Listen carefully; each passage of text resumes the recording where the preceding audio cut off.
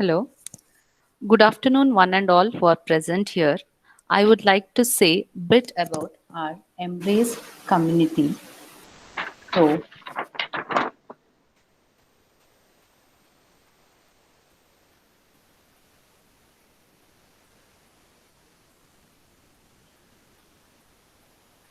Embrace is an open community created for mothers by mothers. Embrace is a non-profit community founded by Mrs. Vijay Lakshmi, which is supported by team of volunteers and Harshan Foundation Trust. We are rolling out our free counseling services for parents and children and professionals who works with special need children. And I would take immense pleasure to welcoming today's speakers, Mrs. Sandra and Ms. Sujata from Spastic Society of Karnataka. We are glad in presenting this webinar for our Embrace community. I would like to introduce the speaker of the day, Mrs. Sandra. Mrs. Sandra, she has been in Spastic Society of Karnataka, Bangalore for more than 10 years. She is heading a early intervention department, managing the language communication and behavioral therapies to children with autism spectrum disorder. She is a faculty of RCI courses on special education, manage remedials for children with learning disabilities, psychoeducational assessments for school children, therapeutic intervention to kids with ASD through principles of applied behavior. And professional achievements are designed, developed, and implemented structured teaching involving the principles like visual support strategies, which addresses the challenging behaviors in proactive manner by creating appropriate and meaningful environment. And I would like to introduce the another speaker of the day, Ms. Sujata.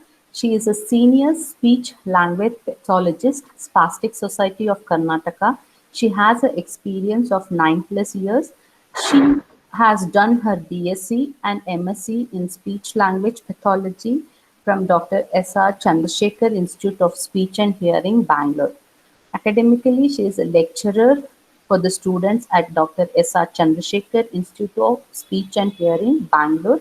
She is also a teaching faculty at Spastic Society of Karnataka for RCI courses, resource person at national and international conference guided clinical conferences, published articles in national journals.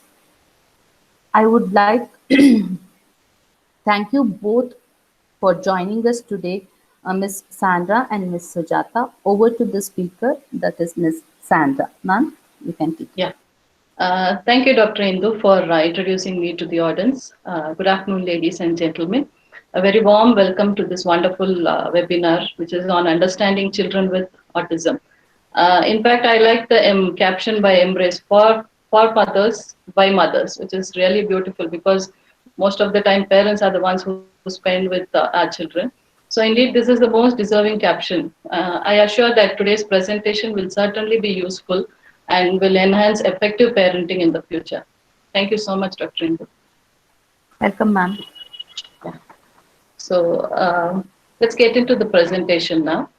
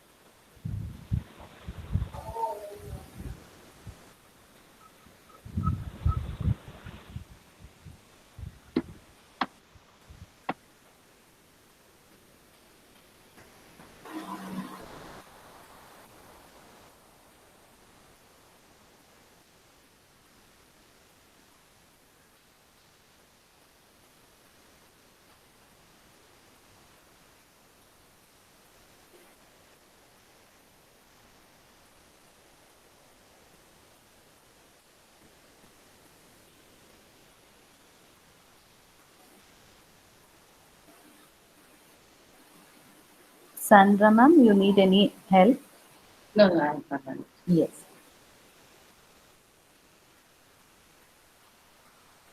Okay. So today, under the topic of understanding children with autism, we will mainly focus on communication problem in children with autism spectrum disorder.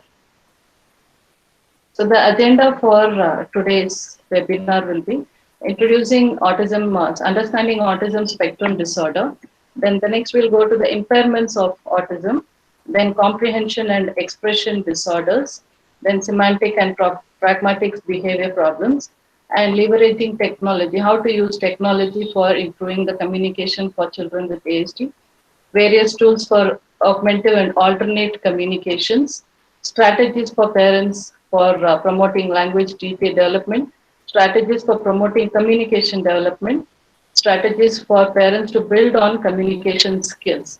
And finally, we'll come to the question. So, briefly to understand what is autism spectrum disorder, autism spectrum disorder is a neurological developmental disability that hampers normal brain development, affecting children's communication, social interaction, cognition, and behavior. Autism is known as autism spectrum because its symptoms and characteristics appear to be in a variety of combination that affect children in different ways. Some children may have severe challenges and would need help, while others may be able to manage their tasks independently with less help. So earlier, autism was under different each condition was like autism disorder, PDD, NOS, and Asperger's were diagnosed separately. But now all these conditions are commonly called as autism spectrum disorder. So to sum up the previous wordings, we can say that the triad impairment in autism, what we can see is social impairment, the impairments are social interaction, communication, and stereotype behaviors. So the next question from parents would be obviously what causes autism. So as of now, we don't have any particular research indicating that what causes autism. It can be a combination of genetic and environmental factors.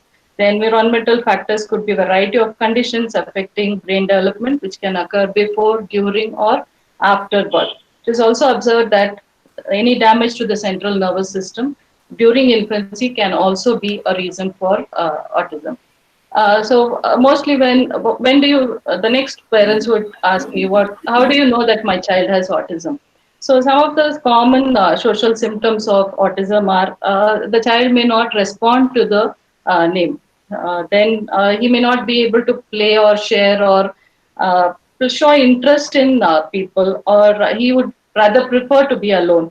Then he would avoid physical contact from others, avoid eye contact. When he's upset, he doesn't like to be comforted, like hugging and cuddling. The child may really say a big no to it. Then doesn't understand emotion part. Maybe his own emotions or the others' emotions may be not be understood by the child. So this is how we can sum up this slide as it is a disability in development that affects how a person communicates and relates to people and environment around them. Children with autism have difficulties with social interaction and lack of autism awareness. That is where when parents miss out on the ability to identify at early age. There are many misconceptions among parents that okay, my child may be a late speaker, he will pick up. It's a heredity that father has late speech and maybe from the mother has a late speech, and most of the parents miss out on identifying at an early age. Okay, so when we come to the impairments of autism, so autism impairs one's ability in communication. As we have seen, most of the children in autism, with autism, are non-verbal. In that, 25 of them develop language, and after some time, we can see there is a regression in language. And some children with ASD speak very late in their life. So the developmental is pretty late with them. So most of the problems with communication include they may have a delayed speech and language skills, flat robotic and speaking voice or a sing-song voice where they have a robotic way of speaking, echolalia, repeating the verb, phrases over and over, problem with pronouns, pronoun reversals, I becomes you and you becomes I, and not using or rarely using common gestures, pointing or waving and not responding to them. Inability to stay on topic when talking or answering questions, and not recognizing sarcasm or jokes. So when we go for the next one, receptive language. As we all know, receptive language is understanding words and understand words and language. Children need to understand spoken language before they can use language to express themselves.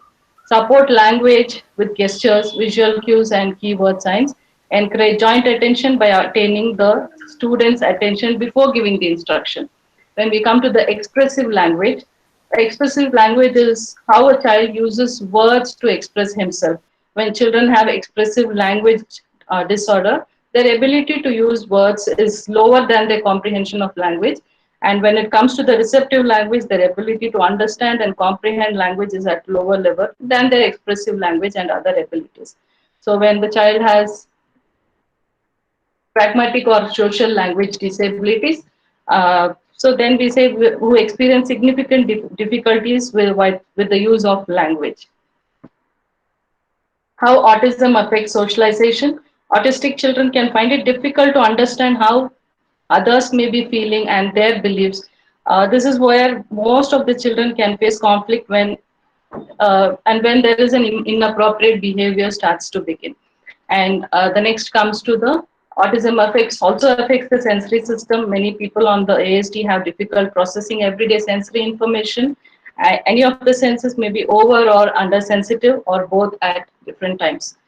And next comes the cognitive part, where children have difficulties predicting others' behavior based on their thoughts and feelings, the so-called theory of mind, and problems regulating and controlling their behaviors, the executive functioning. Children also have, I'm just adding up this to here, children also have restricted, rigid, and even odd behaviors in activities and interests. So some of the symptoms are repetitive body movement, hand flapping, spinning, rocking, moving constantly, obsession to some unusual objects like wheels, then switches and other things. So when we go to the expression problem, many children have issues with language comprehension. So they are not able to use language appropriately, and high pitched monotonous speech. Then we have echolalia, repetition, stereotype speech. Then we have preference of human voice. Then we have reduced interest in communication, error in recognizing face, poor use of environmental cues, and poor response to communication. Sorry, poor response to commands.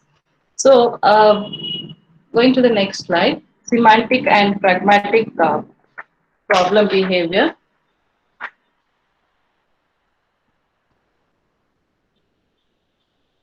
So, in semantic and pragmatic behavior problems, we can see lack of responsive to others, use of only few communication strategies, minimal use of gestural communication, lack of eye contact, slow acquisition of speech, word finding difficulties, poor categorization abilities, and poor understanding of related.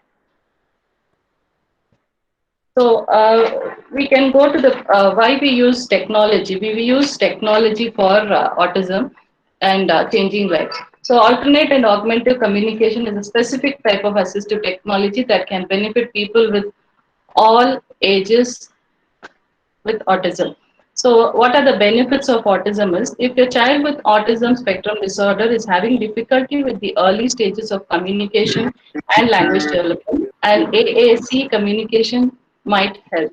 So it promotes independence, expanding communication and increasing social interaction.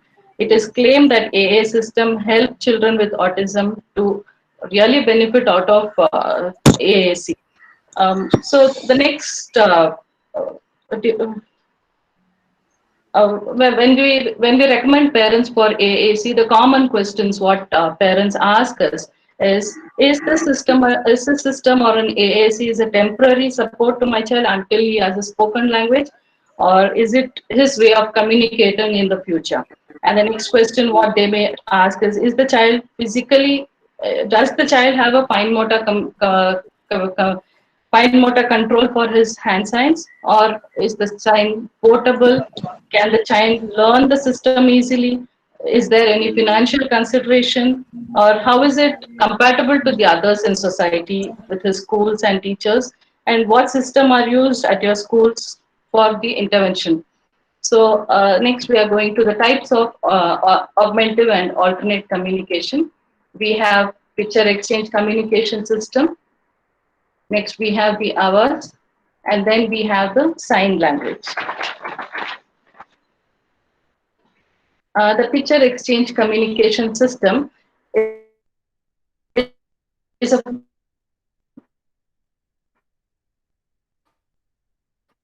communication particularly for requesting of some young children on the autism spectrum who are non-verbal or who have limited functional speech. So if you ask me what are the benefits of PECS, it's a teaching system. So you can teach language, communication, manding, requesting, everything can be taught in PECS. Then it focuses on initiation. Then it can decrease challenging behavior when the child is non-verbal, communicating for water, where our children don't mostly use non-verbal, non-gestural commands. So when there is a picture of water, there might not be any tantrum. So when a picture of water is presented, the child can exchange with the parent and have his needs fulfilled. So that is where we can say this is a simple example when I'm saying for water like this. We can have many more for decreasing the challenging behavior. It can encourage speech. There are many parents who ask us, is it that when I use PECS to my child, will there be a regression in the speech? Will my child not develop speech in the future? So we say that PECS is like a cueing for them. So when we have to explain apple to a child, the picture apple itself is self-explanatory to the child. So it can also encourage speech. It is highly interpretable. So not like the sign language, which I'm not a person for sign language. So when we say it is highly interpretable, anywhere you use a PEC, it is easily used for in large. And then it is expandable. As your child progresses using PECs, you can increase it. It has six phases in PECs where you start with the first request and you go up to commenting where you have six stages for it. And then it builds on strengths, and then it's cheap. Print out a Velcro and a book is all that you need to have your PECs for communication. So some examples of PECs: a child's request for I want, you have preference choices over here. So to sum up, we can say it makes it easier for communication. And then coming next to ours is a voice output device. It is also with pictures, text-based communication app to help children with autism to communicate about their needs and express their thoughts with family and friends. So why to use ours? It's a picture mode, vocabulary laid out in a consistent pattern to ensure quick access, color-coded words, allows quick correlation of parts of speech with other special ed classroom materials, zooming in and zooming out, which most of our children like to play with iPads. So that is where it is more useful. Zooming in and zooming out reassures the communicator of the selection made. It's a visual reinforcement to the child. Add and personalize multiple words and folders in seconds. Quick search for words and see their path. So it gives voice to a child with autism. Coming to the next, that is sign language. So over 30 years of experience has shown that nonverbal people can learn, communicate with sign language. So many children on the spectrum respond well to sign language because it's visually based and provides a mode of quick communication. So some of the advantages of sign language include it's inexpensive, portable, and a true language system, and communication can take place quickly. It can help reduce negative behavior such as tantrums, aggression, and self-injury, which are often a result of being unable to communicate the needs. Also, by providing a form of communication, you can increase the opportunity for social interaction. So remembering that sign language and verbal communication can be taught simultaneously, Some believe that using signed words may help children with autism to become more verbal because it's the sign act and as a visual prompt for spoken words. It can be an incredible tool that can increase communication, independence, and academic achievements for people on the spectrum.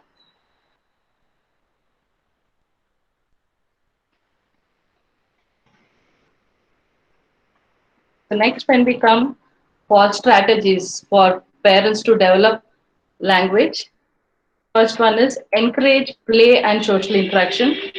Play is something where you can do it with your child, and that includes learning language. So, interactive play provides enjoyable opportunities for you and your child to communicate. Try a variety of games to find out those what your children really enjoy, and also try to have playful activities that promote social interaction. Play and social interaction can be in the form of reciting nursery rhymes, singing, or gentle roughhousing. So during this, in always it's very essential. So when you are trying to work with your child, always maintain your eye contact to the child, closer to the child's eye level, so that it's easier for your child to see and hear you. That's one of the most important points which we as professionals also try to incorporate in our sessions. Then imitate your child. Imitation is mimicking your child's sounds and play behaviors will encourage more vocalization and interaction. It also encourages your child to copy you and take turns. And make sure you imitate how your child is playing. So as long as it's a positive behavior. Then next we go on. Focus on non-verbal communication. Gestures and eye contacts can build a foundation for language. Encourage your child by modeling and responding these behaviors. Exaggerate your gestures. Then use both your hands and your voice when communicating. For example, by extending your hand to point when you are saying look and nodding your head when you say yes. Yes, use gestures that are easy for your child to imitate. Examples include clapping, then you have open hands, reaching out for your arms, then respond to your child gestures. When she looks or points to a toy, hand it to her and take a cue from and take the cue to play with it. Similarly, point to a toy if you want to before picking it up. Excuse me, When, Miss Sandra, ma'am. yeah. Ma'am, participants are not able to see the PPT. So can you please pin that so that they will be able to see it? Thank you.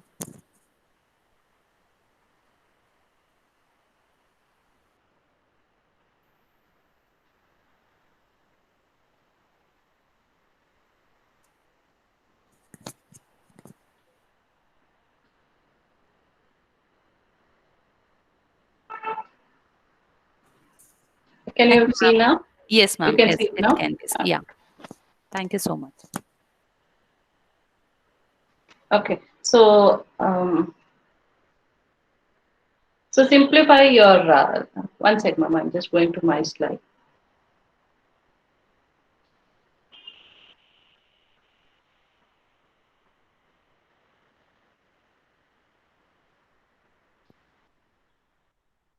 Okay, so coming to the next point, leave space for your child to talk. Most of the parents don't allow children to go ahead with their speaking. So every time we see that parents uh, just go on prompting the child, where the child, even though when the child wants to interact, he uh, waits for the parents' cue to go ahead with his speaking. So that is where I tell the parents, let him try, and then we will give him a voice if he's not able to go ahead with it. The way we tell that as leave space for your child to talk. So it is natural tendency for a parent to fill the language when the child doesn't immediately respond to it. So what we do is we immediately fill the place for the child. So, but it's so important to give your child a lot of opportunities to communicate, even if he isn't talking. So when you ask a question or see that your child wants something, pause for several seconds by looking at him expectantly. Watch for any sound or body movements or and respond promptly. The promptness of your response helps your child to feel the prompt power of communication. So the next point, what we can say is simplify your language. So when I say simplify your language, it also makes it easier for him to imitate your speech. If your child is nonverbal, try speaking mostly in single words. If he's playing with the ball, you say ball or a roll. So we are also working on language development over here. If your child is speaking single words, Then use also short phrases like roll ball, throw a ball. Keep following this one up rule. So next we go for follow your child's interest. So rather than interrupting your child's focus, follow along with words. Using the one up rule, narrate what your child is doing. If he is playing with shape sorter, you might say the word in which he puts the shapes in the slot, you might say shape. Then you can say when he holds up the shape and dump shapes, then he can say you dump them over to start over. By talking about what engages your child, will help him to learn the associated vocabulary. So then also consider assistive devices for and visual supports. So assistive technologies and visual supports can do more than take the place of speech. They can foster its development. So as I told previously, you can use the alternate techniques for developing your child's language. So strategies for parents to build communication skills, motivate your child to communicate.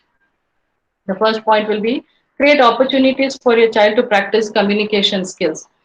Show your child one of the child's favorite item and encourage your child to ask for it. Children are more likely to be engaged and communicate when activities are based on their interest. So compliment a child when they are communicating. Really reinforce a child in a animated voice. For instance, say that's a good question or a good job asking for help. Then you can model communication skills by using gestures and facial expressions. Your child will imitate them while modeling. Sit near the child and respond to the child's imitation with praise for using the new skill. Then we go for prompt the child to use new communication skills. Prompt new communication skills by using verbal, visual, or physical guidance. Allow the child to communicate independently and expand. This is very important because most of the time when we work with the children, I feel that whatever we are working for with the children, it is mostly to the tabletop activities. Generalization becomes very difficult with our children. So always I would recommend parents and professionals also using expand and generalize to other people setting and activities. So it is essential to use these strategies with different people in different settings consistently over time. So going back, this is like a runner. So communication strategies. So always start with commencing by getting their attention, which is very important. Offer choices if unresponsive and open questions. Message should not be short and simple. Messages should be supported with visuals. Use pauses. Wait time between messages. Don't be in a hurry for eliciting responses from the child. Need to use literal languages. Don't use jargons which are not able to be understood by the child. Inform them if there is any changes. Check for comprehension. Avoid abstract language. Talk about one idea at a time. Instructions should be broken into small steps. Order predictability, need to sequence, then speak clearly and slowly. Teach them appropriate ways to communicate. Reduce visual and auditory distraction. Allow breaks to prevent overload. Timer can help with time management. Eye contact should not be forced. Most of the parents, I feel, look at her, look at the teacher, look at mom, and they literally keep their hand near the eyes and try to get the attention of the therapist. So it is not really necessary to have eye contact so much forced with the child, and then give them a variety of communication methods. If they don't understand, repeat, establish a consistent approach, and the most important with whatever we spoke for this half an hour, it requires parents to be calm, patient, and reassuring. Thank you, ma'am. So much, ma'am. Can we move out for the Q&A sessions? Yeah. Yeah. If Sujata would like to say a few words. Yes. No, ma'am. I think I'll Sujata, take up ma'am? the questions. Okay. No, doctor, we can go ahead. Yeah. Thank you so much. Ma'am, here is the first question. How to ensure inclusion of children with ASD in regular classrooms? Okay. Once. Sure. So when we talk about inclusion of children in classroom, I would always tell the parents to have a strategy to encourage good behavior. That's the first and foremost what I really focus on.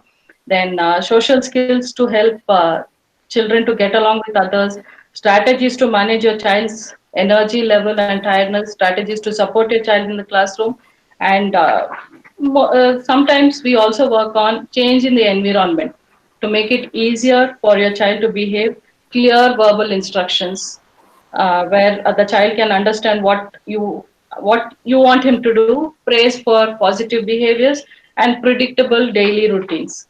So and something else we also add is we build on rest breaks for the child, and then allowing some time for physical exercise, being ready with a few funs and low key activities.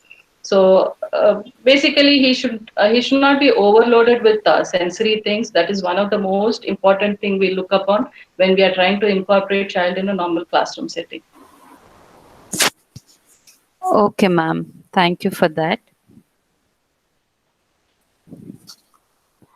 How to work with non-verbal ASD child? So as I told in my presentation, when we are looking for how to work with non-verbal children, so that is where I was focusing on encouraging play and social interaction, imitating your child, focus on non-verbal communication using gestures, then leave space for your child. That is where I was more focusing on that. That's particularly for non-verbal children. Then simplify your language. Use single word instructions to the child. You may not go to do two word level. Maybe start with single level and follow your child's interest. And apart from that, you can use alternate communication like PECS, which is more effective with children. Once the child is able to work better with PECS, then we can move on for using the softwares like AVAS and other voice output devices. So we can, you say we can use a software over there. You mean AVAs and all can be used? Yeah, 1 to 2 hours, because that's a technology the child has to have enough cognition to move the folders, select, and all those things. That is where we give it as a foundation. We use PECS first, and then we move on for hours. Okay, ma'am. Thank you for Also that. to add on, Yes, ma'am. Yeah. Yes, yeah, please. yeah. So like Sandra ma'am said about using technology, and also one more thing, when it's a non-verbal child, we mostly parents like she had mentioned in the slides expect some kind of verbal response. So I would just like to add on that it depends on how much the child understands also. Only when the child has some amount of receptive language understanding is when the child would express verbally. Yes. But definitely we need to give opportunities in terms of communication. So Okay. rather than expecting verbal, the non-verbal, if a child is non-verbal, definitely you need to give child, maybe let the child express either through gestures or pointing or using these pictures or even objects. Let the child show the object directly, whatever, if he wants to drink, let him show the bottle or the glass.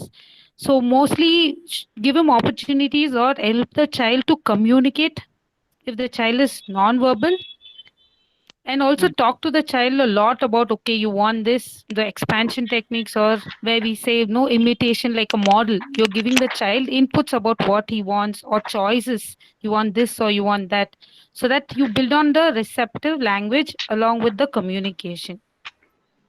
Okay, definitely pictures comes next once the child has some amount of cognitive skills. But if you feel that the child is not able to understand pictures, definitely you can start off with just a gesture or just directly picking up the object. Otherwise, the child might exhibit some kind of behavior, frustration, or once he might show you, the second time he might cry or some way show some kind of behavior if he's not able to communicate. And that's definitely is seen in a child who is non-verbal. So we should also give the child more of choices, and also somewhere where he can communicate non-verbally, let it be the body gesture, sign language, written mode. Some kids do express through written Yes, mode yes, also. yes. So Yeah. these are things what we need to look at. What are the ways of how they can communicate? Okay. Thank you for wonderful answer, ma'am. And here is a question from participant. Ma'am, Child. ma'am, I doubt, ma'am. Yes, yes, please. You can put Ma'am, it in I'm the chat box. Yes, you can continue. Yeah, please. Ma'am ನನ್ನ ಹುಡುಗ ಬಂದ್ಬಿಟ್ಟು ಏನ್ ಮಾಡ್ತಾನೆ ಅವನಿಗೆ ಯಾವಾಗ ಕೋಪ ಬರ್ತದೆ ಅಂತ ನನ್ಗೆ ಗೊತ್ತಾಗಲ್ಲ. ಒಂದ್ಸರಿ ಅವನ್ ಚೆನ್ನಾಗೇನೆ ಆ ಆಡ್ತಾ ಇರ್ತಾನೆ, ನೋಡಿದ್ರೆ ಸಡನ್ ಆಗಿ ಕೋಪ ಬಂದ್ಬಿಡ್ತದೆ. ಅದ್ ಏನ್ ಮಾಡೋದು ಅವಾಗ? ನಾನು ಹೆಂಗ್ ತಿಳ್ಕೊಳ್ಳೋದು ಅವ್ನು ಯಾಕ ಆತರ ಕೋಪ ಪಡ್ತಾನೆ ಅಂತ ನನ್ಗೆ ಹೆಂಗ್ ಗೊತ್ತಾಗ ನನ್ಗೆ ಏನ್ ಮಾಡೋದು ಅಂತ ನನ್ಗೆ ಗೊತ್ತಾಗ್ಲಿಲ್ಲ. ಹಾ, ನಾನ್ ಹೇಳ್ತೀನಿ, ಒಂದ್ ನಿಮಿಷ, ಆಮೇಲೆ ನಿಮ್ಗೆ ಆನ್ಸರ್ ಮಾಡ್ತೀನಿ. Ma'am, the question is like the child gets angry. She doesn't know like how to Can I answer her directly because I can speak in Kannada? Oh, fine, ma'am. That's wonderful. Yeah. Okay, so ನಿಮ್ ಮಗ ಕೋಪ ಮಾಡೋಕ್ ಮುಂಚೆ ಏನಾಯ್ತು ಅಂತ first ನೀವು ನೋಡ್ಕೋಬೇಕು. ಯಾವ ಸಿಚುವೇಶನ್ ಅಲ್ಲಿ ಕೋಪ ಮಾಡುತ್ತೆ. ಫಾರ್ ಎಕ್ಸಾಂಪಲ್, ಇವಾಗ ನಾನು ಹೇಳ್ತಾ ಇದ್ದೀನಿ, ಅವ್ನು ಆಟ ಆಡ್ತಾ ಇರ್ತಾನೆ. ವಾಟ್ ಇಸ್ ಕೇಳ್ತಾ ಇದೆಯಾ ನಾನು ಹೇಳೋದು? ಆಟ ಆಡ್ತಾ ಇರ್ತಾನೆ, ಅವಾಗ ಏನಾಗುತ್ತೆ, ಸಡನ್ ಆಗಿ ಕೋಪ ಬರುತ್ತೆ, ಎಲ್ರನ್ನೂ ಹೊಡಿಯೋಕ್ ಸ್ಟಾರ್ಟ್ ಮಾಡ್ತಾನೆ ಅವನು. ಸೊ ಆ ಕೋಪ ಬರೋಕ್ ಮುಂಚೆ ಹೊಡೆಯಲ್ಲ, ಮೇ ಬಿ ಹೊಡೆಯಲ್ಲ, ಬಟ್ ಕೋಪ ಬರುತ್ತೆ, ಅಳಕ್ ಸ್ಟಾರ್ಟ್ ಮಾಡ್ತಾನೆ. ಆ ತರ ಬಿಹೇವಿಯರ್ಸ್ ಎಲ್ಲಾನು ಬಿಸಿತಾನೆ, ಎಲ್ಲಾನು ಬಿಸಿತಾನೆ. ಸೊ ಜಸ್ಟ್ ನೀವ್ ಏನ್ ಮಾಡ್ಬೇಕು, ಒಂದ್ ವಾರ ಅವನ್ನ ನೀವು ಸರಿಯಾಗಿ ಗಮನಿಸ್ಬೇಕು. ಯಾಕ ಆತರ ಆಗತ್ತೆ, ಯಾವ ಸಿಚುವೇಶನ್ ಅಲ್ಲಿ ಆತರ ಆಗತ್ತೆ ಅಂತ ನೀವು ನೋಡ್ಬೇಕು. ಇಸ್ ಇಟ್ ದಟ್ ಅವ್ನ್ ಆಡೋವಾಗ ಅವ್ನ್ಗೇನೋ ಸಿಗ್ತಾ ಇಲ್ಲ ಅರ್ಥ ಆಗ್ತಾ ಇಲ್ಲ ಆ ಟಾಯ್ ಎಲ್ಲ ಅವ್ನ್ಗೇನೋ ಎಕ್ಸ್ಪ್ಲೋರ್ ಮಾಡಕ್ ಆಗ್ತಾ ಇಲ್ಲ ಅಂತ ಯಾವ ಸಿಚುವೇಶನ್? ನಾನ್ ಹೇಳಕ್ ಆಗಲ್ಲ ಯಾವ ಸಿಚುವೇಶನ್ ಅಲ್ಲಿ ಅವ್ನ್ ಆ ಕೋಪ ಟ್ರಿಗರ್ ಆಗತ್ತೆ ಅಂತ. ಸೊ ನೀವು ಕರೆಕ್ಟ್ ಆಗಿ one week or 15 days analyse ಮಾಡಿ. Maybe 1 week is enough, you can analyse. So ಇಡೀ ಆಲ್ ದ ಡೇಸ್ ಯಾವ ದಿನ ಆ ತರ ಕೋಪ ಬರೋಕ್ ಮುಂಚೆ ಯಾವ ಆ ಬಿಹೇವಿಯರ್ ನ ಟ್ರಿಗರ್ ಮಾಡತ್ತೆ ಅಂತ ನೀವು ನೋಡ್ಕೊಳ್ಳಿ. ಸೊ ನೀವು ಟ್ರಿಗರ್ ಮಾಡ್ಕೊಂಡು ಆ ಬಿಹೇವಿಯರ್ ಮೇಲೆ ವರ್ಕ್ ಮಾಡಿ. ಸೊ ಅದನ್ನ ನಾವು ಆಂಟಿಸಿಡೆಂಟ್ ಅಂತೀವಿ. ಏನ್ ಟ್ರಿಗರ್ ಮಾಡುತ್ತೋ ಅದನ್ನ ಆಂಟಿಸಿಡೆಂಟ್ ಅಂತೀವಿ. ಆ ಬಿಹೇವಿಯರ್ ಅವ್ನ್ ಕೋಪ ಮಾಡ್ಕೊಳ್ಳೋದು ಅದು ಬಿಹೇವಿಯರ್. ಸೊ ಆ ಕಾನ್ಸಿಕ್ವೆನ್ಸ್ ಎಲ್ಲದನ್ನು ಬಿಸಾಕ್ತಾನೆ ಅವನು. ಸೊ ಆ ಬಿಹೇವಿಯರ್ ಏನಕ್ಕೆ ಬರುತ್ತೆ ಅಂತ ನೀವು ಫಸ್ಟ್ ಅನಲೈಸ್ ಮಾಡ್ಕೋಬೇಕು ನೀವು. ಸರಿ ma'am. So is it because sometimes ಏನಾಗುತ್ತೆ ಅಂದ್ರೆ ತುಂಬಾ ಕ್ರೌಡ್ ಇರುತ್ತೆ, ಎಲ್ರು ಕಿರ್ಚ್ಕೋತಾರೆ, ಮಕ್ಳು ಆಟ ಆಡುವಾಗ ಎಲ್ರು ಕಿರ್ಚ್ಕೋತಾರೆ.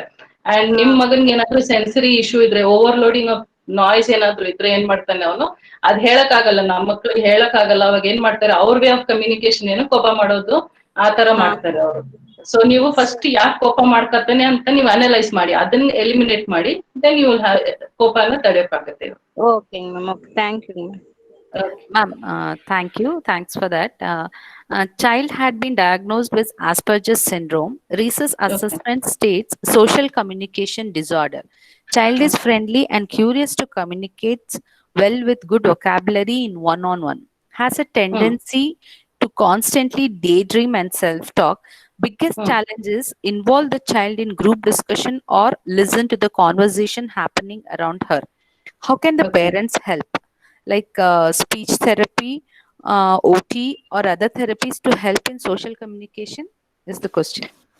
See, most of the time, Asperger's are the really high functioning ones. So you can always have a written schedule for them.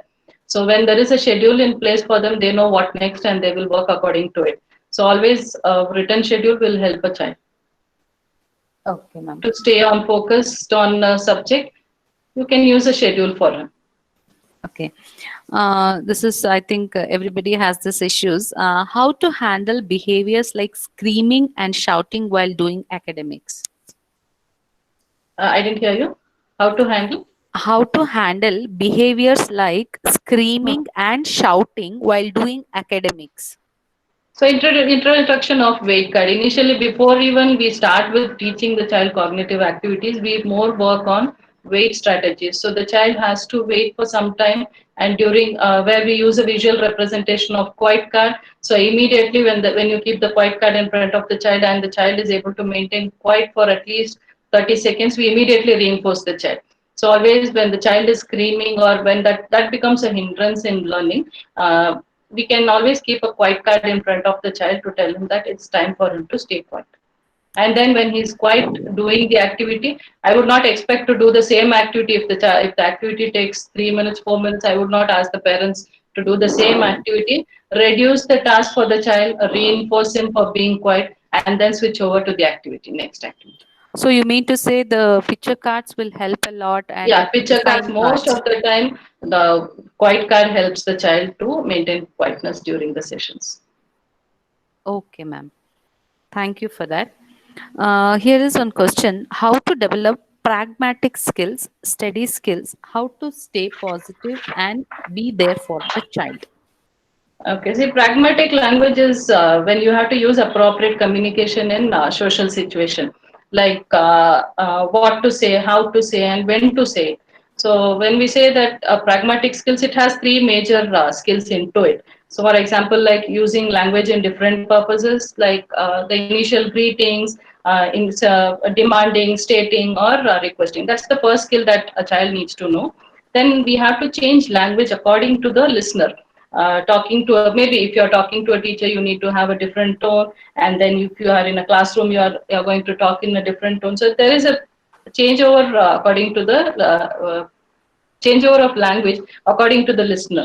Then comes following rules for conversation, like turn taking while talking, introducing new topics, staying on topic. Then you have continuing the same topic as the other speaker, because most of our children tend to switch over topics. Then using and understanding non-verbal signs like facial expressions, eye contact, and then respecting the personal space. So to the parents, what I would say is how it can help parents to work on pragmatics is practice greeting. Before even you're starting a conversation and ending a conversation, start with greeting. That's the first step we do. And then help the child to identify a topic of conversation and stories that he tells and that he hears or reads. Then you can also work on building his using of pronouns. Then have a child to tell a story about something that happened. Then role play. That is one of the important things for parents, which I would recommend. Do enough of role play for a child to develop on his pragmatic skills. Practice non-verbal cues such as smiling, so that he's able to understand what is smiling, frowning, looking away, rolling of eyes, and have a child tell what that means. Okay, so you're already also working on emotion part of the child, and show how non-verbal signs are important to the child. So these all can work on the pragmatic skills of the child. Okay. So there is another question. Can you little elaborate on hours? So they just want to know about hours. Okay. See, ours was developed by a person in Chennai called Mr. Narayanan. So the app is available for some, I think it's 5,000 right now, and there are some offers during the autism month in April. So you can, ours is something which has a voice output device. One question. Yeah. Can you please Ma'am, put it in chat box? Can you please put it in chat box? Because it is disturbing the Ma'am, when she's I've answering. asked the question, ma'am. Yes, yes. Ma'am இப்போ ನೋಡಿ ಅವಾಗ ಆವಾಜ್ல வந்து நம்ம ಏನಾದ್ರು ನೀವು ತಮಿಳಲ್ಲೇ ಮಾತಾಡಿ ಪರವಾಗಿಲ್ಲ, you can talk in Tamil. Okay ma'am. இப்ப வந்து நாங்க அந்த அவர்ஸ்ல வந்து நம்ம சொல்லி கொடுக்குறோம்னு வைங்க. இப்ப நீ தொட்டு காட்டு, நீ இது என்ன சாப்பிட்ட இன்னைக்கு காலையில, தோசையா இட்லியா, அது எதுனாலும் நீ சொல்லி அப்படின்னு சொல்லி நம்ம தொட்டு காட்டு சொல்றோம். அப்ப அவன் வந்து அந்த தொட்டு காட்டுறதுவே வந்து அதே அப்படி கண்டினியூவே பண்ணி அவன் எது கேட்டா நம்ம வந்து ஸ்பீச்சுக்கு பிராக்டிஸ் பண்ணும்போது அது வர மாட்டேங்குது.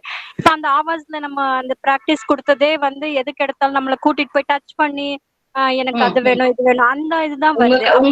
உங்க கையை எடுத்துட்டு போய் அவன் டச் பண்ணுவான். அவனுக்கு ஏதாச்சும் வேணும்னாக்கா அந்த பர்டிகுலர் இப்போ பிஸ்கெட் தூரமா இருந்ததுன்னா உங்க கையை எடுத்துட்டு போய் அவன் கம்யூனிகேட் பண்ணுவான், அது வேணும் அப்படின்னு பண்றான் மேம்.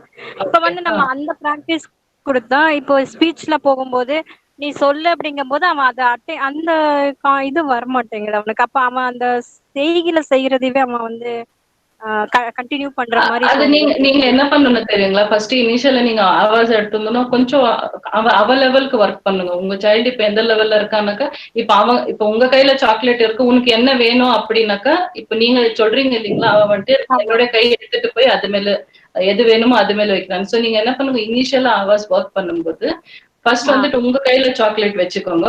பிக்சர் வந்து ஒரே ஒரு சிங்கிள் பிக்சர் ஸ்டார்ட் பண்ணுங்க. நிறைய பிக்சர் போட்டா நம்ம பசங்க கன்ஃபியூஸ் ஆயிடுவாங்க. அதனால நீங்க ஒரு சாக்லேட் உங்க கையில ஒரு சாக்லேட் பிக்சர் அவர்ஸ்ல போட்டுட்டு அவன் ஃபர்ஸ்ட் இனிஷியலா இண்டிபெண்டா what you want now, okay what you want, என்ன வேணும் அப்படின்னு நீங்க கேட்கும்போது அவன் சாக்லேட்னா நீங்க இமீடியட்டா சாக்லேட் கொடுக்கலாம். ஓகே, அப்படி ஸ்டார்ட் பண்ணுங்க நீங்க. அப்பதான் அவனுக்கு அது புரியும். ஓகே எனக்கு வேணும்னா ஏதாச்சும் வேணும்னா நான் ஆவாஸ்ல கேட்கலாம், அம்மா கையை பிடிச்சு கேட்கறது வேண்டாம் அப்படின்னு. சோ நெக்ஸ்ட் நீங்க அதை டிரான்ஸ்பர் பண்ணலாம். சாக்லேட்ல இருந்து சிப்ஸுக்கு போகலாம். 2 பிக்சர்ஸ் வச்சுக்கோங்க, உங்க கையில சிப்ஸ் வச்சுக்கோங்க. என்ன வேணும் கண்ணா அப்படின்னாக்கா அவன் வந்துட்டு சிப்ஸ் அழுத்துவான். இல்லைங்களா? அப்ப அவனுக்கு புரியும். ஓகே, நான் அழுத்துனாதான் எனக்கு கிடைக்குது. அம்மா கைய நான் பிடிக்க அவன் அழுத்தல, நான் பட்டன் அழுத்தலன்னா உங்க கைய எடுத்துன்னு போய் அவன் கைய பிடிச்சு அழுத்தலாம். Okay. So that is Okay. how you work on that. So single picture, first always start with minding. அவன் கேட்கணும், அவனுக்கு என்ன வேணும்ன்றது ரிக்வெஸ்ட் பண்ணான்னு அப்படி ஒர்க் பண்ணலாம் அவன். Okay, ma'am. Okay. Thank you. Thank you so much, ma'am. Ma'am, one small request from the participants, because we have participants from all over the India, so they won't be want in understanding. Yeah. So it is Okay. like, if we can, if it is a local language, they can translate and we Okay, can fine. communicate it later. Okay. So sorry for that, ma'am. Yeah, that's okay, because I found this parent was Yeah, more yeah, into I know. Tamil. Even I understand their concern, Mm. but others will be feeling like, Okay, maybe in both the language I would try to put it up. yes, ma'am, that would be like, I'll try to use both the yeah. language. So stimming and managing the vestibular hyposensitivity. Okay. I would request you to say a few words about stimming and vestibular hyposensitivity, ma'am. Yeah, the word stimming refers to self-stimulating behaviors. Usually involves repetitive movements, or it can be sounds also. There will be some children who auditory have this auditory stimming. They make a sound that goes on and on and on, or there'll be something like repetitive movements like rocking the body, spinning, those sort of things. So everybody stims. It is not that only children with ASD or children with special needs stim. It is not like that. Everybody knowingly or unknowingly, even we are stimming at times, but we know the cutoff of when we need to stop it. But with our children, it's little difficult for them to stop when they have to do it. So stimming is not a bad thing. I would not tell to stop stimming, because the more you are going to stop stimming, the more it is going to seek in other forms. So I would recommend parents don't stop stimming. So instead of you can so if you want to stop stimming, so you can, what you can do is eliminate or reduce what is that is trying to trigger the behavior of the child, the stimming behavior of the child. So then encourage acceptable behaviors. Try to stick to a routine for daily basis. And mostly I would tell parents avoid punishments. This is not recommendable to anybody. So once you stop the stimming behavior without addressing the reason behind it, it likely to be replaced with another which may not be better. So teach an alternate behavior that helps to meet the same needs. For example, if you want, like hand flapping can always be replaced by squeezing a stress ball or any other fine motor activity. So you can always give alternate behavior which is socially appropriate. So most of the parents, they resist on stimming. No, I don't want my child to stim. But don't ever try to stop stimming. Give an alternate behavior for stimming. Okay, ma'am. Okay. And one of the parents want to know about the calming activities. Okay. So calming activities, you can take the multisensorial calming activities. Like if the child is seeking more of visual, present him with more of visual toys, the spin tops. If the child is having auditory, then you can give him more of sound making toys, tactile deep pressure massages, those foams, then squeezy balls. These are for tactile. So you can use like this calming techniques using your sensory strategies. Okay. Okay. There is one question from a parent: how to manage the sexual behavior issues in children with ASD? Even one of my child also has that. So I was about to ask that, and one of them have asked it. Okay. See, as a parent, they feel a little uncomfortable to discuss about education to the children. But whether it's a neurotypical or a child with ASD, it is always recommendable to start simple with the child. So most of the problems what we face with children with ASD is majorly, even what I have seen during my professional work, is self-stimulating, touching inappropriately self and others. The complaints what I get from parents is masturbation. Once the child attains teenage age, so we find masturbation at inappropriate places, over masturbation, and things like that. So always make sure that the child has a privacy to do his masturbation. So you can always have a schedule for him that masturbation will happen only at a particular place, with after that to maintain the personal hygiene, and then change of the bed sheets or wherever he is doing it, whether he is in the bedroom or bathroom has to be washed. So you can maintain the personal hygiene of the child and always discuss with the child about the good touch and the bad touch. So you have to focus on that.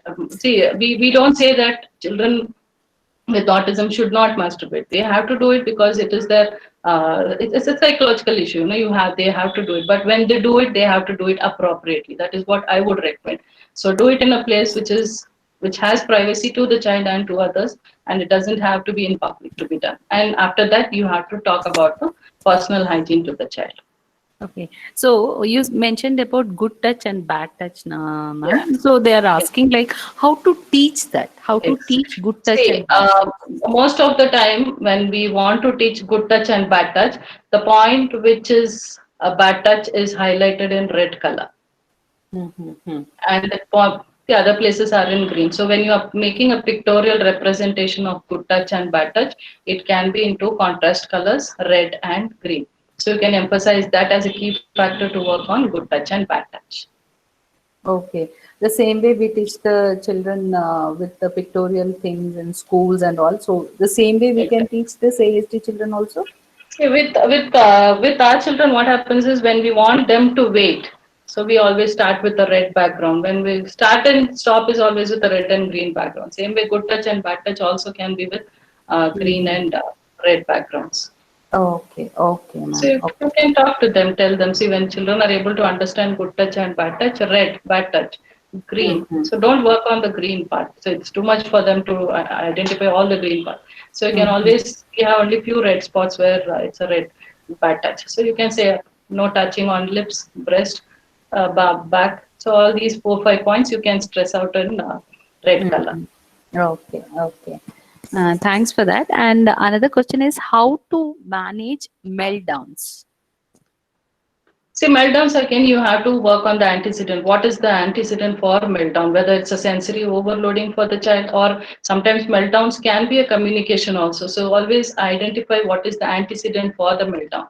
So as I was telling the other parent also, first you have to identify what triggers the behavior, what triggers the meltdowns, and then based on that you can work on the meltdowns. Ma'am, if it happens with academic part, then they don't want to do or anything like that. Usually, the teachers See, will face if this.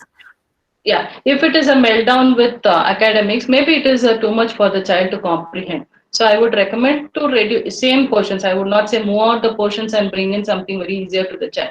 If it is academic part, you can reduce the task. If the child has to do one comprehension, maybe a 2-line comprehension is more than enough. We are still focusing on comprehension, avoiding the meltdowns, and still we get a positive response from the child. Okay, so you mean to say we have to again note it down the antecedents over there, and then we have to go according for that. Yeah, so go according to that. See, most of the time, children, when it is too much for them to comprehend, that is where you see for meltdowns. So reduce the task and work at a lower level, and then you can move on. Okay, ma'am. Thank you. There is another question regarding the diet actually. They say, does Okay. gluten-free diet have an impact on ASD? Usually Yeah, it's a yeah, there's a taboo, very no? Yeah, every no, time they we say, always have seen because most of the children are with ASD are casein resistant. So the most popular diet is the GFCF diet or eliminating the protein of gluten and casein. So we have seen that when we ask the parents to do it meticulously for 6 months, see, it takes almost 6 months to show up changes in the child's behavior. I have seen personally many cases when they have stopped giving milk and milk products, there is a lot of behavioral changes in the child, like his sitting tolerance, attending skills, those sort of things. We can see a lot of things because they are insensitive to these casein product. So, see, one example I would like to say, parents find it very it's very demotivating for them to stop everything regarding milk and milk products. They say, no, my child loses weight. He's not able to. So when we say milk and milk products, we completely say cut off on milk and milk products.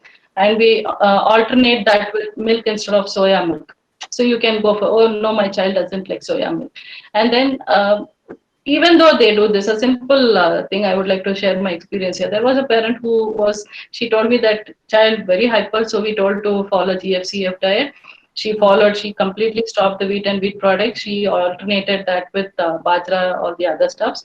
And then milk and milk products, she completely cut off. Instead of milk, she gave soya milk, all these things. And then she finally came and told me, even after doing this, there are particular days when my child is very hyper. So we just asked her to maintain what is that is triggering the behavior. Is it anything changed? So I was just casually talking to her. What was the food during the lunch break? It was like he was more hyper. I could not make out why my child was so hyper. So when I was just discussing what was the lunch that she gave, she told me she gave him rice, dal, and a little bit of ghee into it. It never struck the mother that ghee is a product of milk. Okay. Okay, ma'am. So, Okay. so then I asked her, what is ghee? Then it is a byproduct of milk, right? So that is where she caught on the point and she told, oh, right, mom, I'm giving him ghee. That is where only during my lunch breaks, I can see that child is even more hyper. So parents need to have a detailed study about following GFCF diet before. But there is a radical change in children who really follow this GFCF diet. Mm-hmm. Okay, okay. Thanks for that, ma'am. Another one is Yeah. like how to minimize echolalia in ASD. Can you please? Okay.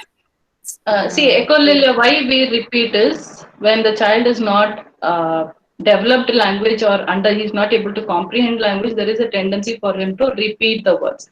How are you? How are you? So, what I would tell parents is the moment you ask him, how are you, replace immediately with the name. So, how are you? Fine.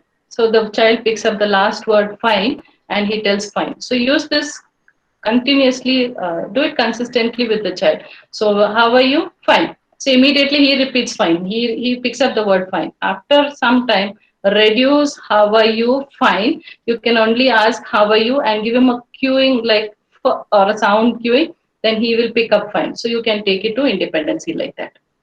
So immediately don't allow the child to repeat what you're saying, give an answer for him to repeat.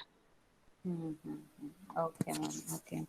So one of the good question here, I feel, do these children have a different learning style as well, so we can help them better?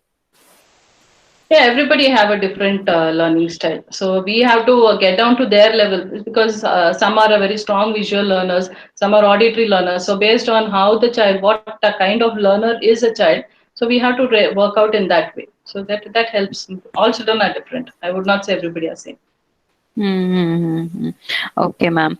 And can you share a few strategies to teach 10-year-old child to ask questions to others like, what are you doing? Where are you going? How are Working you? on WH question. See, for a child to for a child to ask what question, he needs a lot of practice and language development has to be up to a limit where he understands what can be asked. Because always it is like the other way around. We ask the child what. The most of WH questions comes from the parent side, and the answer response comes from the child side. So what we would do when we have to teach what question, so we just start with a simple thing of maybe a child knows apple. Okay, let me put it like this. Child knows apple. I show the child the apple picture and ask him, what is this? And immediately say apple. So that is where the child tells apple. Then we say, okay, good job. Now next go for taking a ball picture. Ask him, what is this? And point to the ball. So he tells ball. So next go for the next picture. So we give the question, what is this? And then the child gives the answer. That is where we can work on W. First start, always don't go for who and who is a person, then when question. Those are all little complicated ones. Once the child only understands to ask, what is this? Or if the child is this may be a simple strategy, but children who are little on the higher strategy higher cognitive level, keep something like he knows everything. Now he knows apple ball, he knows everything. There is something which he doesn't know. Absolutely, he's unaware of that object. Then, if he's at reading stage, we would give a questionnaire strip. What is this? So when he asks, we give out the answer. What is this? He asks, and then we say, what is that particular object? So he understands that if it is not understandable by me, I need to raise a question of WH to the other person. Okay, ma'am. Here, To add on, one of the yeah, sorry. Hello, yes. Who is this? Yes. Dr. Sujata.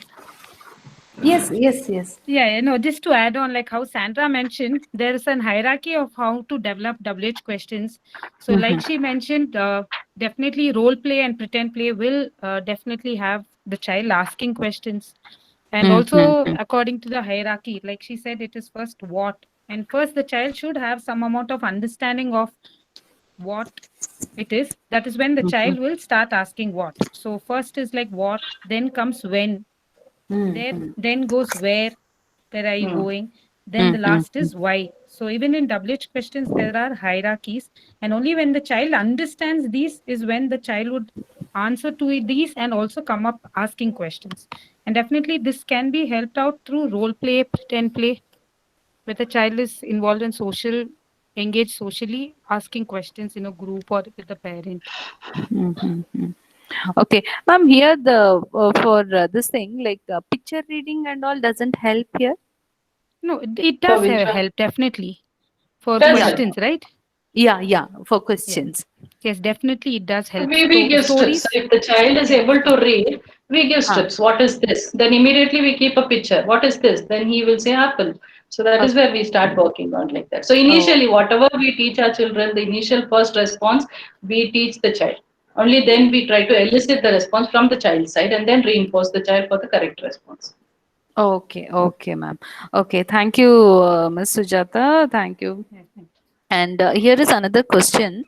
Like the child is fine with receptive language, but he doesn't. Mm. The child doesn't want. The question is like he don't want it to speak. But I am not sure Okay. like what they have asked for. Like they said, how to develop interest in speaking skills in ASD children. The receptive Mm-hmm. language is good, but don't want it to speak. No, I didn't get the Yeah, question. even I What is didn't that? get that. They are telling it the child understands everything. I believe, ma'am. They say that Okay. receptive language is fine, but the expressive Hmm. language is the issue over there. I believe what they meant to say is So like when that. expressive language is an issue and the child is not ready to bring out words, we mostly we use pictures for his communication. Hmm. So until he tells what is this, what do you want? So we show him a picture of what he wants. Then we go ahead with expressive language. So present cards enough in front of him and ask what is this. So then he can maybe initially we can connect it to activity with a reinforcer. Okay. Maybe when we connect the activity, the correct response with the reinforcer, the child may come out with developing expressive language.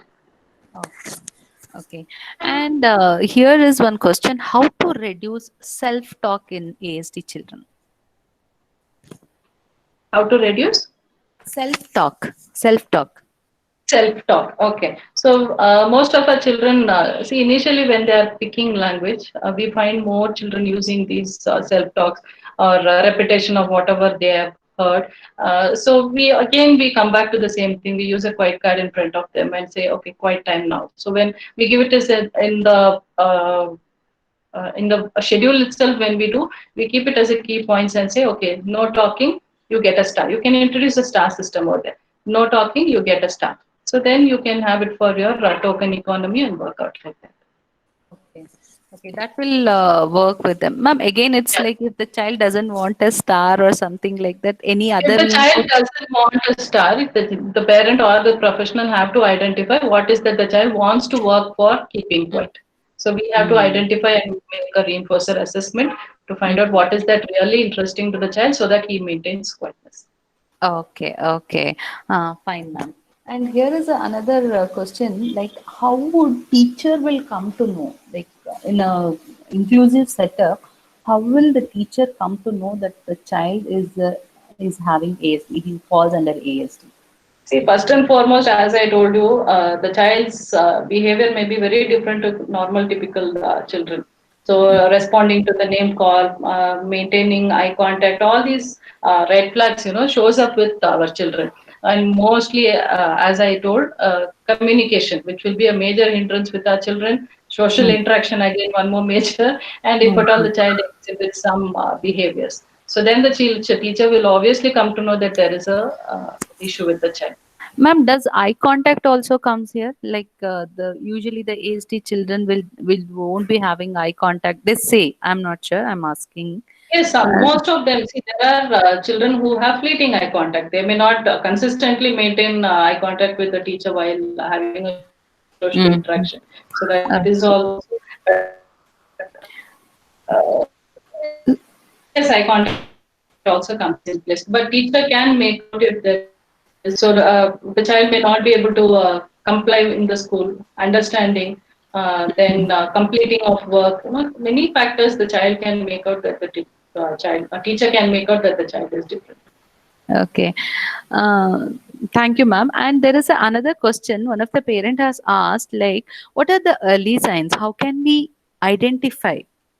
What For at ASD. what yes of what at what See, age we will come to know? ASD, mostly by 12 months we can make out, most of the time we can make out when the child is not responding to the name call.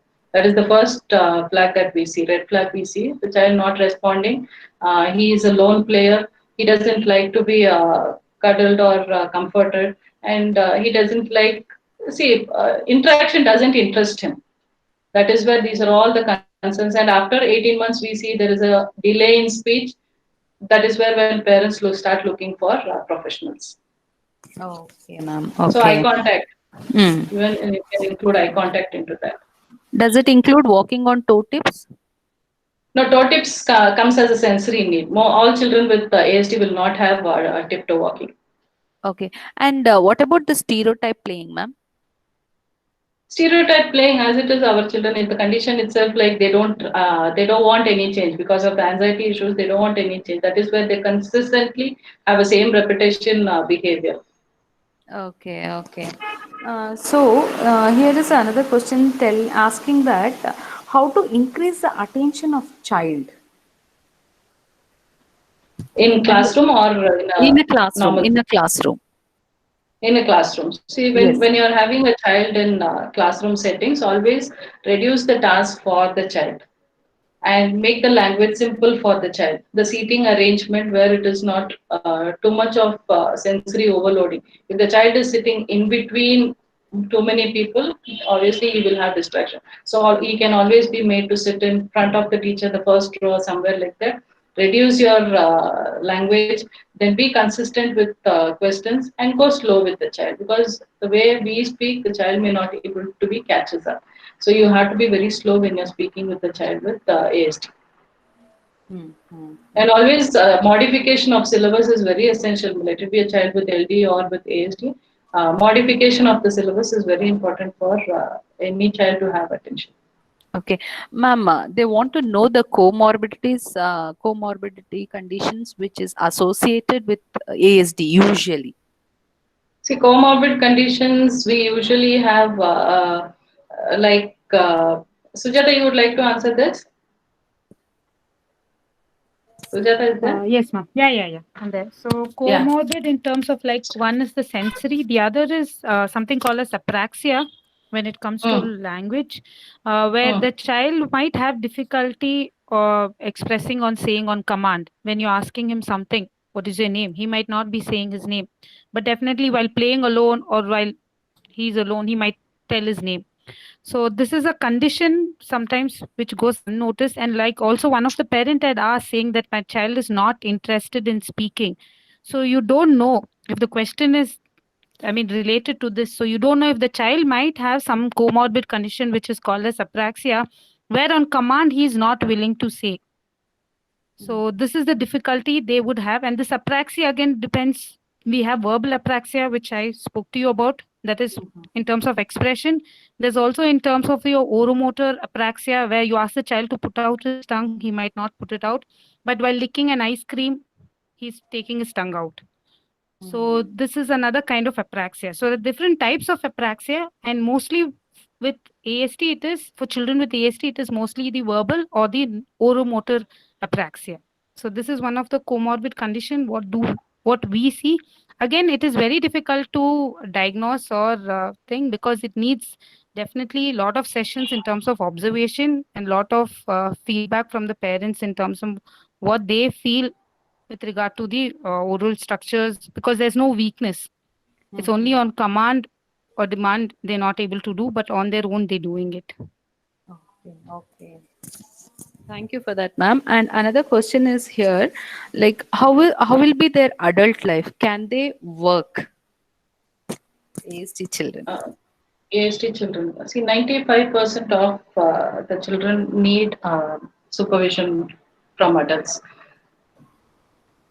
So there is no treatment, there is no cure for autism, but there is always treatment for autism. So the more you work, the more better response you have from the adults with autism. Okay, okay.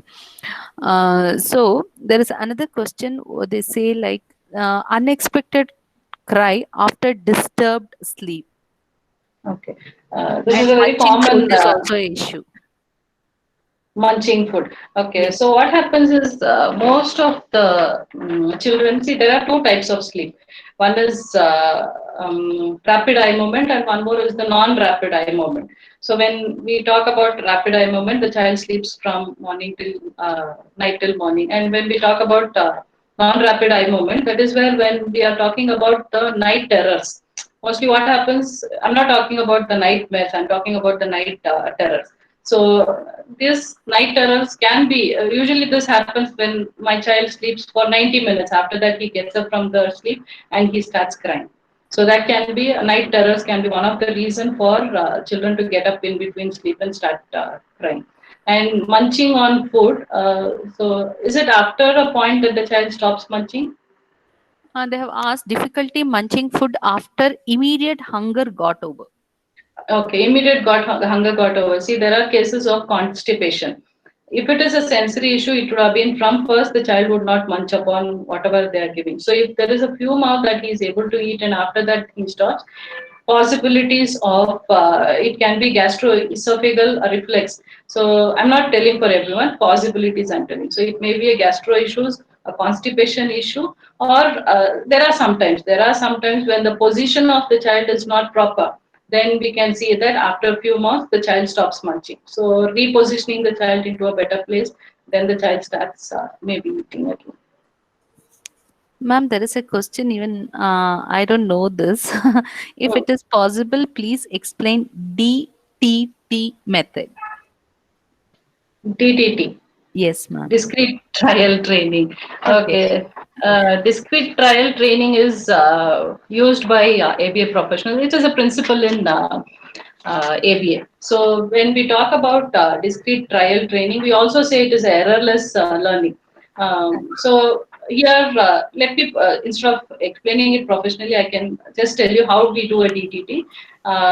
We again focus here on ABC. The antecedent is the instructor, the behavior is the response from the child, and the consequence is the reinforcer delivery. So these three things we focus. Now the child is sitting, we want maybe a name call response. We are working on language for working on name call response. So the instructor gives an instruction by calling out the name of the child. The child immediately looks at the instructor and we give reinforcement to the reinforcer to the child. So the task is broken down into discrete trials. So in simple trials, we break it down. For every correct response, we have a reinforcer given. So that is where we say it is the DTT. Okay, ma'am. So correct Okay. response is so in simple in single sentence. If I have to tell, DTT is every trial, every correct response is reinforced. So Okay, in using that way. DTT, using DTT, you can teach language, communication, Mm-hmm. everything you can teach using uh, DTT. The DTT was developed by LOAS. So in California, most of Mm-hmm. them use DTT for our children. And if you ask me whether ABA and DTT is the same, ABA under ABA, this is one of the principles we use for working with the child. Okay, okay, okay. Thanks for that, ma'am. There is one question asking about how to overcome speech delay and sensory issues. Sujata, speech delay. Yeah, it's see overcome definitely sensory and speech. I think it goes both, and if it's a child with ASD, and I think we work together. The OT and the speech therapist work together in terms of needs to know what the difficulties are in child, whether child is understanding, receptive, expressive. So, it is, I think I need to know, at least if you can give me some more info on what you want to know in terms of overcoming. Uh, is it? It was posted by Miss Anisha.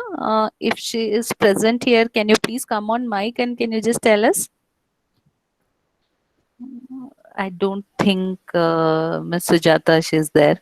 Yeah, because She has just asked overcoming like, again, yeah, yeah. speech delay and sensory issues. So Yeah, that's so what she that's what, told. ma'am. So we work together as a team with the OT and Mhm. then see what are the difficulties and what does cause the speech delay. And Mhm. if it's OT, again, with regard to the occupational therapy, the sensory issues, Mhm. and work as a team and give inputs. I think it would have been better if she would have given me a little more specific Yeah, information yeah, on I what do she wanted. understand that. Yeah, we will try to reach her out and we will Yeah, connect. definitely. She Yeah, can, that would be, yeah, ask that me would be later. a great help. Thank you for that, ma'am. And here is a one question who says, "My child sleeps for 5 to 6 hours only at night. Is this much sleep enough for him? Daytime he never sleeps. So he never sleeps in the daytime and only 5 to 6 hours he 6 hours sleeps in at the the night. night. Yeah. If it is a pleasant sleep without any disturbance, I would say 6 hours is more than enough for a child. Or maybe if you want your child to sleep for a longer time, you can always make him sleep a little later to extend your time. Okay. Okay. What are the major strategies to be taken for a regular teachers in a regular school having one ASD students in his or her class? Major strategies they're asking. So when we have a child with ASD in a class, that is where previously I told you we have to see what are the issues with the ASD child, whether he's having a sensory issue, so that we can work on the overloading of sensory. Then how much is his language usage? Is he at single level or taking two-step instruction? So everything can be child specific. How much is the child's needs and how much is the child's current level of functioning? Based on that, the teacher can plan a curriculum for that child. Even in comprehension, you have to do an assessment to see how much the child can comprehend. How much is his comprehension level? So you can all do the current level of assessment with that child and then take up strategies to work further. Hmm, hmm, hmm. Okay, ma'am. How to handle a hyperactive ASD child in an inclusive classroom? He disturbs other kids and sometimes run around and can hit or snatch things from others. Unnecessary laughs aloud and get excited. How to control this behavior? Timeout is not working with him. Because most of the children enjoy timeout. That's like a free time for them. So timeout doesn't work with our children. Even I had. So what we can do is, if the child is constantly on the run, you can Okay. always give him a short break between the activities for the child.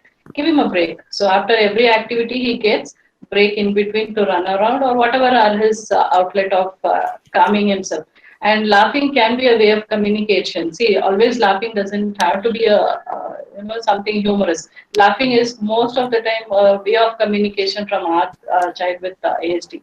So if he is laughing, maybe it's a over portions for him or something he is trying to communicate. So always reduce strategy, reduce too much of work for the child.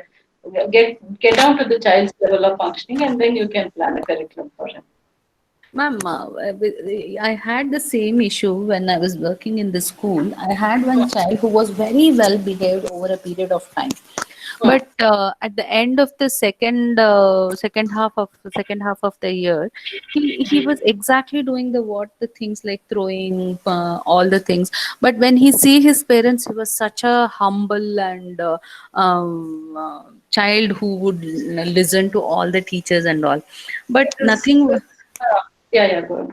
Yeah, but nothing went wrong in the school and everybody was, it was very sudden change of behavior when the child come, and he used to laugh, as you said, like we tried to communicate. He was very good in drawing, but we couldn't take out anything. I don't know like how to handle that child at that point of time. Uh, See, if children after a point they try to change, we have to see whether it's a attention-seeking issue. See, most of the time, what happens, the teachers maybe they really don't know how to handle a child with ASD, and they work with the other children, and this child may not get enough attention from the child. So only when the child exhibits a behavior like this, the teacher attends to him. So I'm not saying this is the reason for all issues.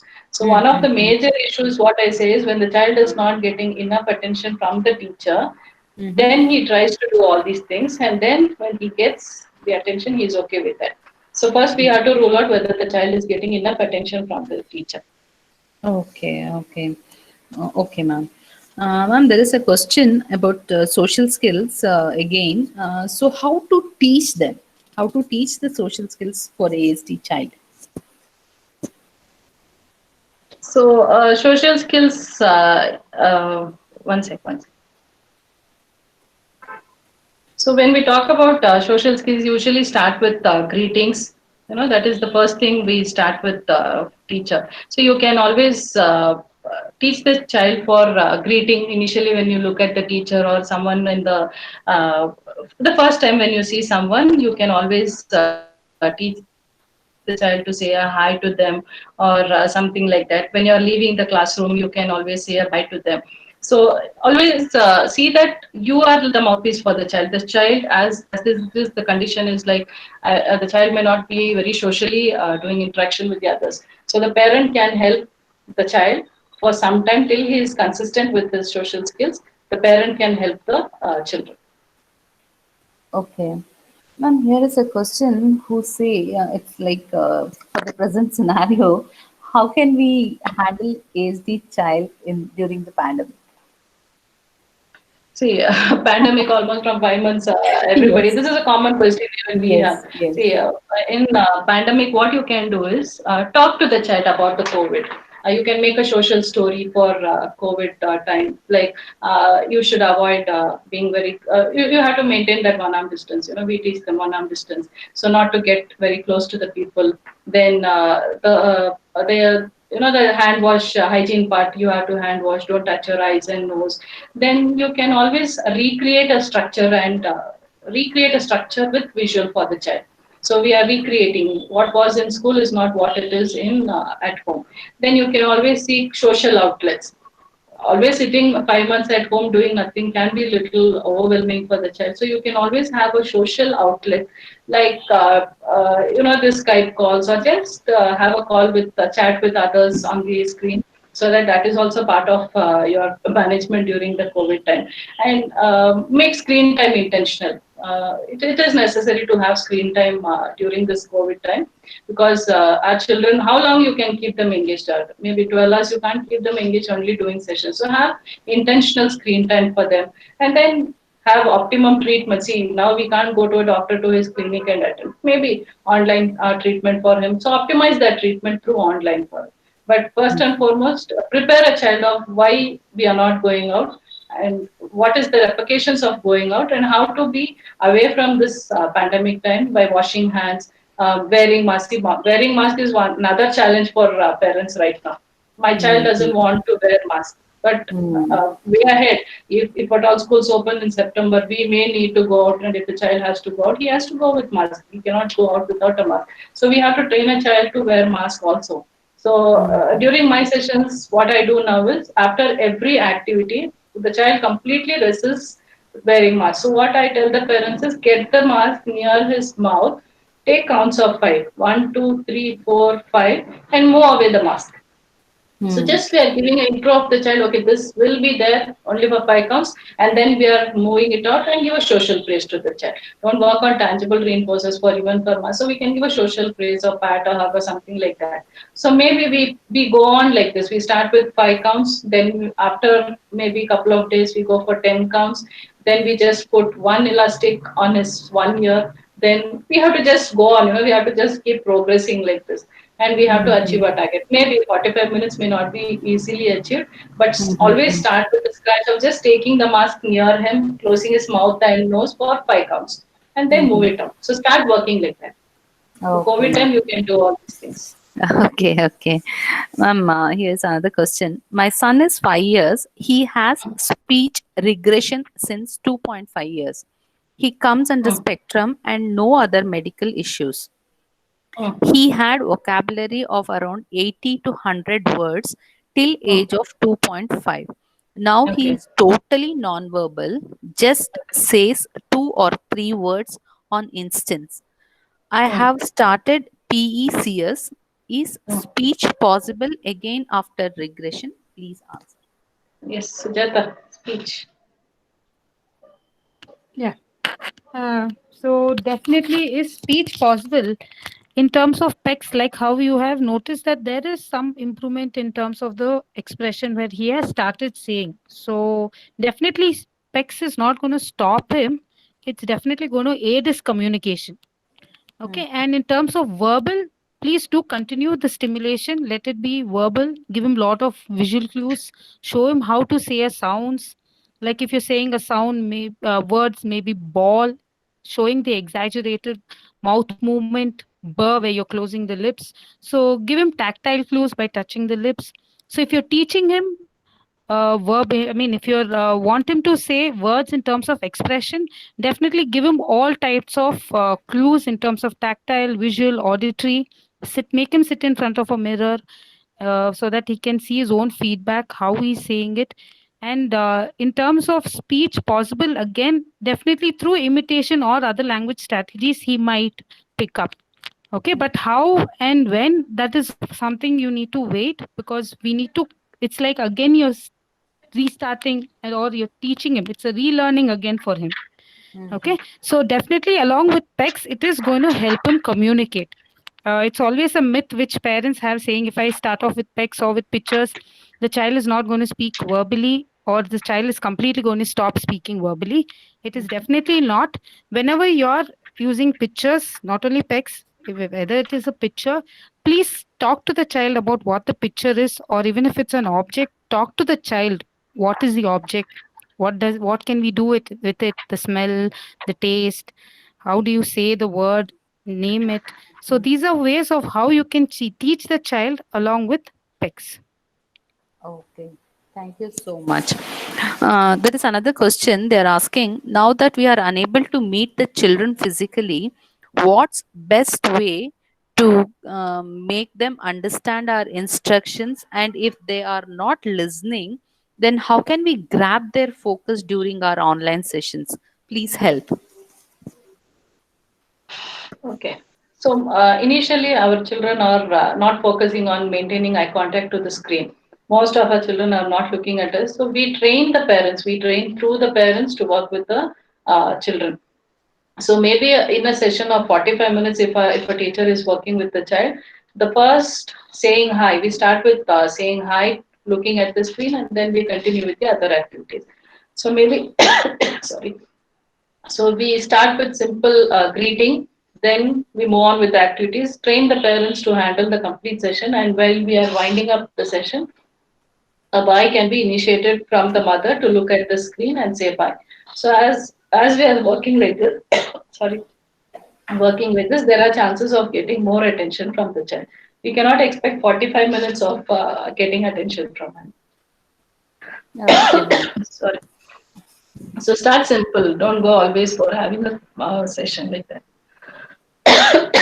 Okay. Can I continue, ma'am? You want? Yeah, I'll just go have some water and come. Just Yeah, a few sure, minutes. sure, sure. Just a minute and you can take over. Yes, ma'am. And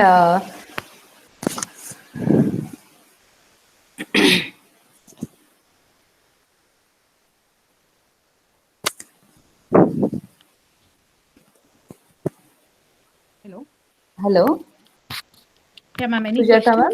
Yeah, yeah, Yes. yeah. So they are telling how to like There is a child who is of 8 years old. The same thing. Okay. The regression has happened and he doesn't speak at all. But Okay. he understands and write down multiple languages, for example, Tamil and Telugu and all. But he Okay. never speaks. I mean, he has become completely non-verbal. So how to Yeah. go about that one? See, it's the same thing what I told the other parent also. It's okay if he has stopped saying it verbally, but help him communicate either ways. Let it be written language, verbal language, body language, any way, because otherwise you can see that the child is exhibiting his communication through behavior. So we don't want that to add on along with the communication delay. But as a parent, definitely you can continue your stimulation, use a lot of pictures for him to communicate. And like they said, there are technologies. We have Avas. There's one more technology called Jello Communicator, which is available in different languages, regional languages, Hindi, Tamil, Kannada. So you can even download. That's a free software. And also you can start using it and see how the child is communicating. But definitely, if they want the child to communicate verbally, like I said, age is another factor where he's been communicating through non-verbal mode. So in terms of verbal expression, we'll have to continue the stimulation, wait and watch. But definitely you can encourage him to come up with any sound or any specific sound for maybe to indicate his hunger needs or toilet rather than complete non-verbal. Okay. Okay, ma'am. And here is like the parent is asking if the child knows answer but denies to answer. So that's what they think. For example, when we greet in good morning or hello, the child does not respond, but on prompts he responds. Yeah, so I think that's a good technique again, where prompt also is one of the technique which we tell the parents. But definitely, it's not the prompt always. You need to slowly fade away your prompt. Maybe next time, just rather than saying say good morning, say good morning. Maybe you can just show the gesture of a good morning, like raising your hand, and just wait and see if the child tries to say the word or just maybe go for good morning or comes up with any sound. So because always too much of even verbal commands, it bombards them. Too much of auditory also sometimes shutdowns the child. So I think you can maybe say good morning by just showing a gesture and just see if the child is showing you or trying to imitate the gesture or saying you a part of the sound or tries to come up with any way of communication. Prompt is definitely required, but you need to slowly fade away it and then see if the child spontaneously tries to greet. And also to add up to this, what we can do is don't wait for the child to give a response. So all you can do is when the other person is greeting, the person standing with the child can greet, okay, and just tap on his hand to lift his hand, or if the child is non-verbal, to just take his hand near the forehead and say good morning, and then just a touch also can be a prompt. Instead of giving a verbal prompt to the child, a touch prompt also can be provided for the child to communicate. Okay, ma'am. There is another question where it says there is a child who has ASD and he's a first generation learner. They don't have any space in their house. How to engage him in the physical activities? And See, don't have access. Yes, ma'am. not necessary you need a sensory room for doing any sensory activities or a physical activity with the child. As simple as two pillows can be a calming technique for a child. So put a child, if the child, I'm just giving an example, if the child is hyper, just put him on prone position on a pillow and gently press his back. Okay, so you can use whatever materials available at home. A bedspread can be a calming technique. Using a bedspread, rolling a child can be a calming technique. See, these alone you need not go outside and buy. Everything is available at home. So a body lotion which everybody has at home can be used for deep pressure massages. You know, those sort of things you can, whatever available at home, be little more creative how to use it with the child for his physical activities. Like you can make a hammock at home with old cotton saree. So you can make a swing even if the child cannot go out to parks now and have a swing time. You can have a swing at home, make a swing at home, and then put a child in the swing. So you can use all home materials to make appropriate materials for your sessions.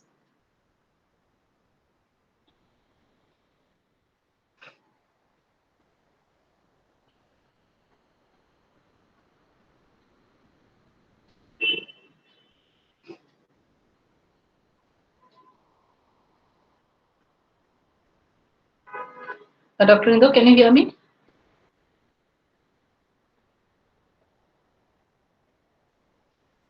Hello. Yeah, Indo, I'm here. I'm audible, ma'am. One Yeah, last now we can question, hear. ma'am. They're asking does occasional training helps this ASD children to lead their life?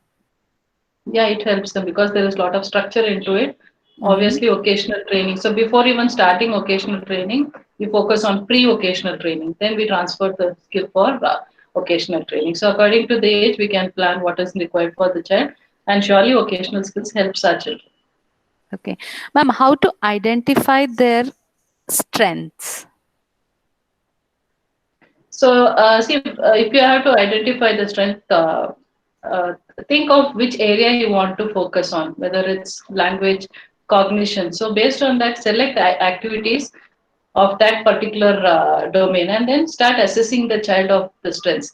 If the child, now suppose a normal colors, let's start take up with shapes. So, if my child knows you can just start asking what is this, what questions helps them. So what shape is this? So obviously the child tells what shape it is.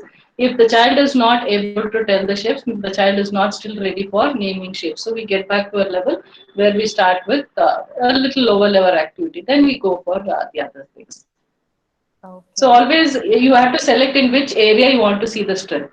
You cannot randomly just look at the child and start observing his strengths. So if you are looking at comprehension, take up a comprehension worksheet and start doing with the child. So if he's at single word level, that's his level of comprehension. If he's able to say at two levels, that's his level. So every domain you have to take up an assessment to know his current level of functioning in that.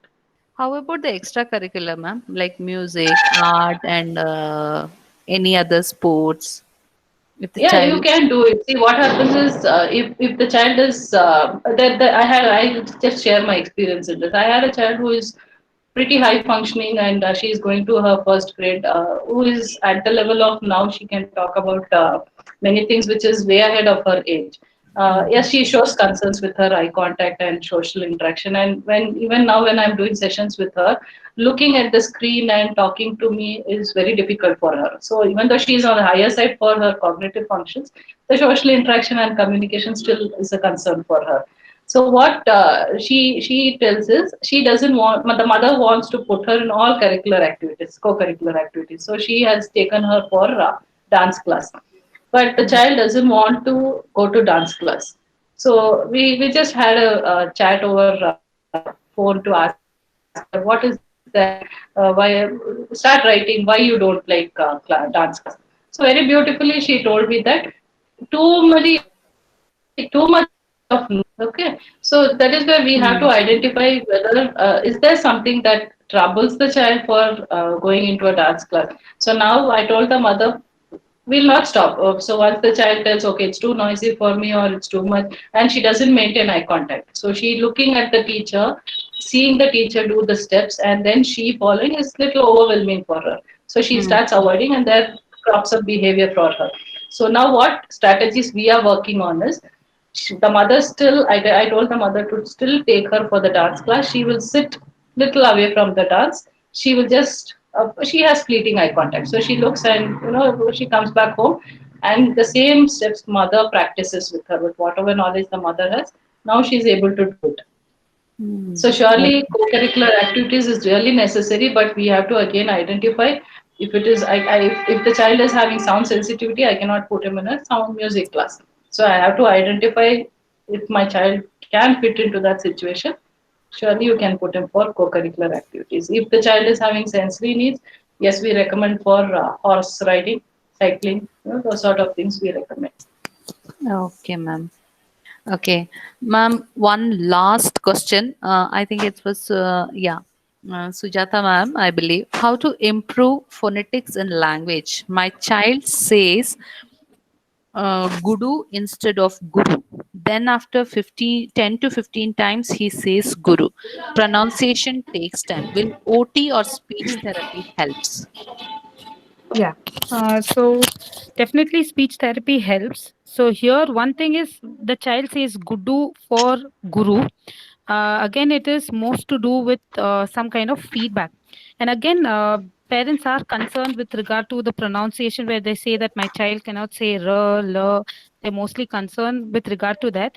So one thing is with regard to the phonetics in language, what you're talking about, the phonological skills, what we say it as, for sounds like r and l, the child should be at least 9 years of age in terms of language, because that is when the child masters the sound r and l. Okay, so if the child is not below 7, so you need not worry because the child still has time to pick up the sound r. and the child says Gudu instead of Guru, meaning to say he's not getting the feedback of when we say R, the tongue touches up on the palate, versus when you say D, where it is more of a front sound. So, like you said, with 10 or 15 times of stimulation, the child is saying it correctly. So, I think you are doing the right way. Maybe you can just make the child sit in front of a mirror, show him the tongue placement for R, where it is guru. When he's saying R, the tongue is touching the palate on top, versus do, where the tongue is more lower and in terms of your lip movement. So I think this is what you need to teach the child in terms of the placement of these articulators, like your lip, tongue, jaw, how is moving when the child is saying these sounds. Okay, ma'am. Thank you so much. Welcome. With this, we have come to end of a wonderful session. It was very insightful session for our Embrace community. Thank you both, Mrs. Sandra and Mrs. Sujata from Embrace team, and Embrace participants who have attended this webinar. Hope we have learned something from this. Thank you one and all who took out time to get enlightened. Thank you all. Thank you so much, ma'am, for it. Yeah, Thank thank you so much, ma'am.